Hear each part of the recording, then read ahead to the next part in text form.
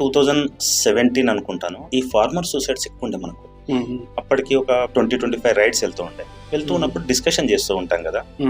నిన్న ఒకటి జరిగిందండి, మాకు తెలిసిన వాళ్ళండి చాలా బాధపడ్డారండి, వాళ్ళకు ఒక 2 లక్షల అప్పు ఉండి క్లియర్ చేయలేకపోయారండి, అట్లా అని చెప్పి సూసైడ్ చేసుకున్న చాలా మంది ఉన్నారు. కరెక్ట్. మనం ఏమైనా చేయొచ్చా as a NGO, as a individual, as a group of members మనం ఏమైనా చేయొచ్చా అనే ఒక ఆలోచన వచ్చింది.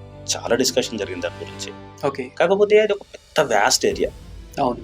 రూరల్ ఏరియాస్ లో ఉండే సెంటిమెంట్స్ కానీ రిలేషన్స్ కానీ అవన్నీ వేరే ఉంటాయి. అవును. దాన్ని టచ్ చేస్తే కొంచెం ఇబ్బందులు పడతాం మనం. కాబట్టి ఈ జనరేషన్కి ఏం చేయలేం మనం, సూసైడ్ చేసుకుని ఈ ఫార్మర్స్కి ఇప్పుడు చేయలేం.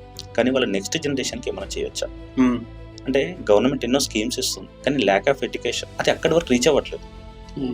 సరే మనం నెక్స్ట్ జనరేషన్ అయినా సరే కొద్దిగా ఎడ్యుకేటెడ్గా చేయగలిగితే కొంచెం మనం ఏదైనా సొసైటీకి చేసిన వాళ్ళం ఉంటాం. కరెక్ట్ అని చెప్పేసి ఆ రోజు మొదలైన బ్రెయిన్ స్టార్మింగ్ ఆలోచన విలేజ్ రైడ్ అనే కాన్సెప్ట్ వచ్చింది. విలేజ్ రైడ్ అంటే మాకు రైమింగ్ ఉండాలని రైడ్స్ పెట్టుకున్నాం. Okay, very good. ఎప్పుడు ఆఫీస్కి రైడ్ చేయాలా, ఒకసారి మన ఊర్లోకి ఎందుకు విలేజ్కి రైడ్ చేయకూడదు? Okay, good.